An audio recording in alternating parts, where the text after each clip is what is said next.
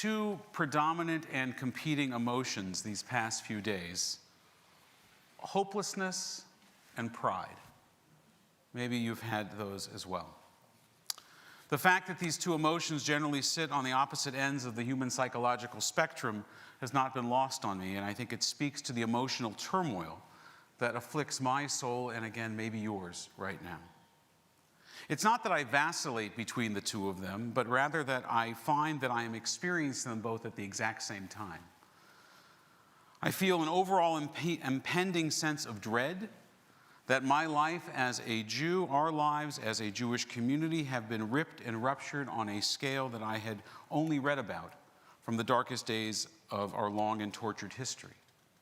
And at the same time, I am so proud. I am so proud of our people, of our community, of our values. I'm so proud of how we have pulled together as the world and all that we knew it has been falling apart. I'm proud of our resilience. I am proud of our message. I'm proud of our people. There is a realization that we are living in a moment that will be in the histories of the Jews, written about centuries from now. And I say that with a sense of knowing that there will still be Jews centuries from now, even in the midst of this incredible existential crisis. It is the nature and the lesson of our tradition, though, to look back at events and see through that 20/20 hindsight of history when and why everything changed. We recall the moment when Torah was given at Mount Sinai, and we see that what was when we became a people of the book. We crossed from the shore of slavery through the narrow parted seas to freedom, a story of redemption, and we return to again and again in our most harrowing of times. If we can make it out of those narrow places, we can make it out of anything. God will redeem us again.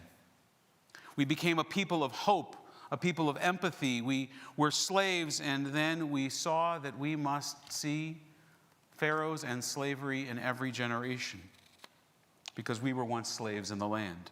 We were once strangers. Tomorrow we will read of Abraham's hearing God's call to leave his father's house, his home, his native land, and to seek a new home, a new identity, in a new and distant land. Lech lecha, go and find yourself, and in doing so, he founded a people. He founded Judaism. We listen now for our calling as a people and as a community, and we answer Hineni. Time and again, we have answered throughout history to rise to the moment and to seek justice and to pursue it. But as is the Jewish way, we cannot ignore our darker moments in history. Those times when we and our survival were precarious as it was and is now. When it seemed finally that the end was nigh. A new Pharaoh is crowned, and Jews go from valued immigrants in Egypt to tortured slaves, a feared population. How did we survive? The Amalekites attacked us in our exodus. From the rear they approached, and they preyed on the elderly and the youngest who make up the slower ranks on our march through the desert. Still, we made it to the promised land. The wilderness changed us, it matured us, but it also bettered us. Haman issued a decree that all Jews of Persia will die. A gallows are built, a lot is cast, a date is set. The clock is about to strike midnight on the Jews. But out of darkness there was light. L'Yehudim hayta ora. To the Jewish people there was light in the midst of darkness. The destruction of the first and second temples, we sat by the waters of Babylon and we wept. If I forget thee, O Jerusalem, may my right hand lose its cunning, lose its grip. Judaism never looked the same after the second temple was destroyed. But it made Judaism portable. It made rabbinic Judaism a Judaism that was accessible through study, a Judaism that was accessible through community, a Judaism that was accessible through prayer, a Judaism that was sustainable anywhere. It took 2,000 years, and it took the Shoah, it took a Holocaust for us to return in sovereignty to our native homeland. And still to this very day, we are fighting and Jews are dying simply to live in that land in peace.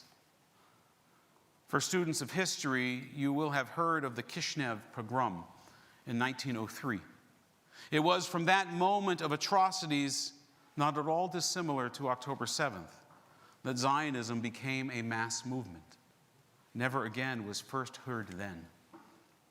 25 years later, as Jews made a desperate aliyah to reclaim their indigenous homeland from the half dozen or so that had claimed it from us before, another pogrom, this time in Hebron, not Egyptians or Amalekites or Haman or Cossacks, but Arabs who in 1929 took out the old playbook and massacred Jewish families yet again. And from that moment, armed conflict between Arabs and Jews began in that land. People talk about the cycle of violence. It's not a cycle. For 3,500 years, with the lone exceptions of the Davidic dynasty and the brief reign of the Maccabees who fought against forced assimilation at the hands of the Assyrian Greeks, it has largely been a one-way street of violence against Jews. Until 75 years ago. With the founding of the State of Israel, Jews finally had an army and they finally had power and they did fight back. And yes, there has been a cycle of violence there. Having an army didn't end violence against Jews as we stand here tonight on this, the 5th anniversary of the massacre of the Tree of Life Synagogue in Pittsburgh. But it changed it. Having an army changed it. The wholesale slaughter of Jews in their homes, in their towns, in their kibbutzim, in their villages, Jews hiding in closets, in safe rooms, in Anne Frank's attic. That was what Israel and the IDF were created to prevent. And while we have never been able to let our guard down, not then, not here, not there, as evidenced by our guards that have been outside our synagogue long before October 7th, the eternal vigilance of the IDF, we had a sense, maybe it was false, apparently it was a false sense of security. The danger we now realize, if we didn't want to accept or know, never really went away. It was just kept at bay by an army in the east, by strong allies in the west. Everything has changed, but nothing really has changed. Only our perception of reality. Yes, and I'm sorry to say this, but it must be said, they really do hate us. There are people in the world that really do hate the Jews. Yes, many people don't like us. It's not about Israel. They don't like us. They didn't like us before Israel. They don't like us now. It's not everybody, but it's a lot of people. A lot more than I thought. We are not at war with Hamas as a military or even a terrorist organization. We are at war with an ideology. And it is a hatred that has stalked us since we marched out of slavery in Egypt. We are at war with hate itself, not just of Jews, but hate of humanity. The security expert Ian Bremmer wrote the following. He said, Hamas is as much an idea as it is an organization made up of specific people. Israel could kill its entire leadership and destroy its whole infrastructure, and I'm not sure that we can.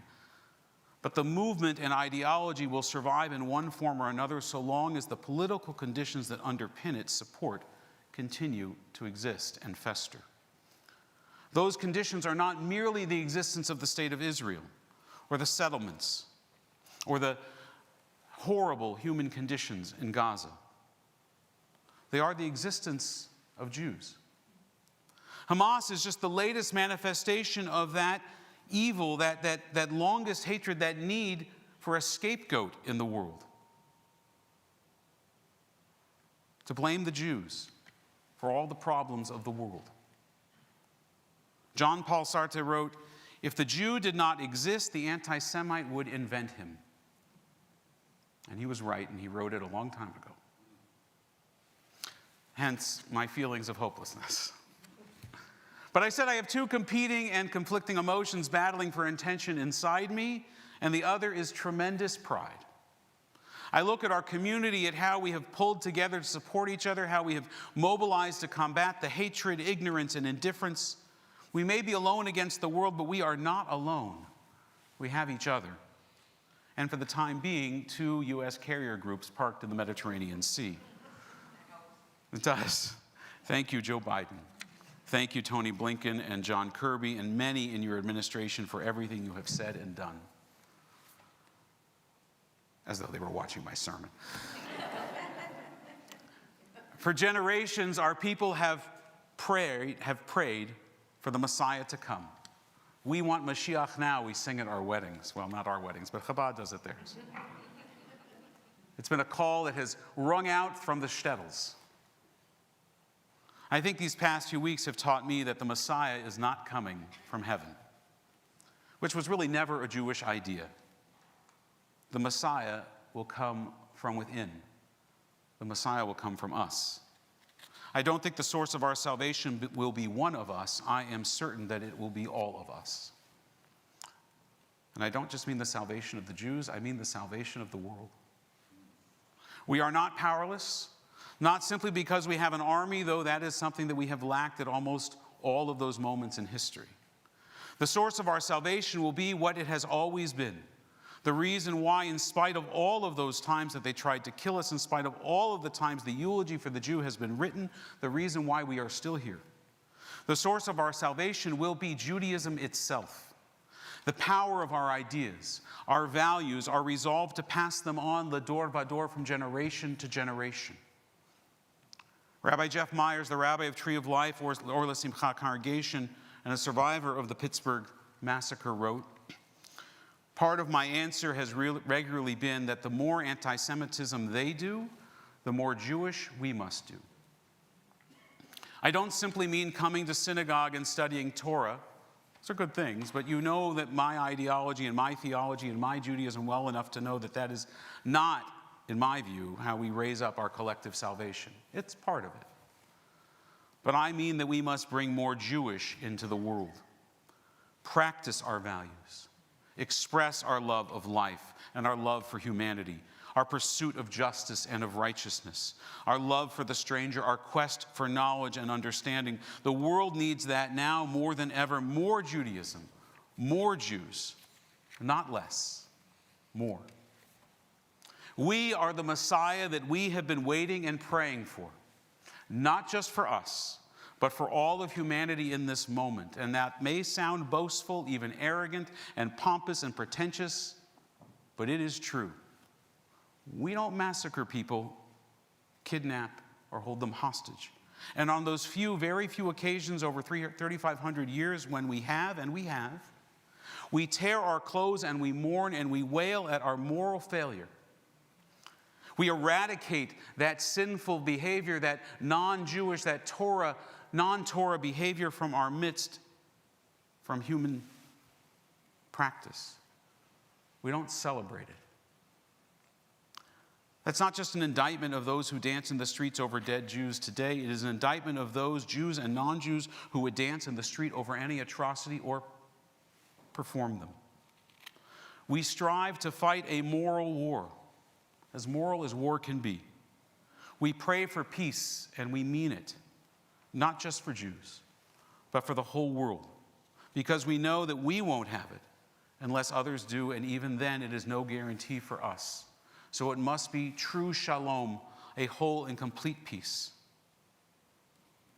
I know it's oxymoronic, but we are fighting for peace. Right now, it regrettably requires bullets and bombs, and innocents are caught in the crossfire, and it is devastating. But peace is not merely the absence or the end of war. Peace is swords into plowshares, it's spears into pruning hooks. It's not the absence of war, it is the end of war, and we fight to end war. You know what we call that? We call that the Messianic age. When all the horrors of the world have been solved not from heaven but by human beings, God's creation charged to create heaven on earth for all humanity. When we do that, that's when the Messiah arrives. Because we will have arrived as humanity, not just as Jews, but as humanity. To properly inherit our creation of our purpose of being created, B'Tselem Elohim, in the image of God. We are not fighting against Hamas. We are fighting against hatred. We are fighting against injustice, against the violence, against the need for armies, against the need for war and bombs and bullets, against the suffering of all people, not just Jews. And that gives me pride. That gives me hope. That is worth fighting for. Shabbat Shalom. We're going to continue with a